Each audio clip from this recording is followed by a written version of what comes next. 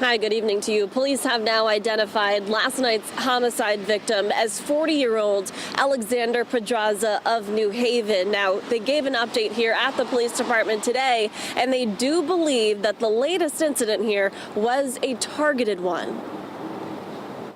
This play was nice, and since now they're getting worse and worse every day. Angel Pagan grew up in New Haven. So far this year, his city has lost 4 people to gun violence in just the first 3 weeks of 2023. You can be 15, 16, 17 years old, and it's a shame. I mean, it's a shame that people they don't get to chance to grow up, have family, because they take their life away early. On Wednesday night, police say 40-year-old Alexander Pedraza was shot at River and James Streets. He traveled about a block before police found him and tried to give him CPR. He was taken to the hospital where he died.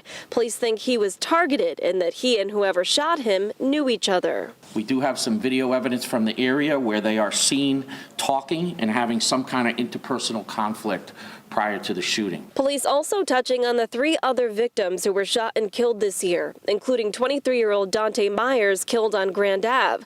Police believe that was possibly group or gang related. And in the case of 30-year-old Kentel Robinson, who was shot on Chapel Street and died a few days later, police believe that case was related to a robbery. And for 41-year-old Charles Miller, killed on Pond Lily Ave, police say drugs were at play. That being said, it is clear that we have a lot more work to do, and the 4 homicides that we've already experienced in these first 3 weeks of 2023 is an indication of that.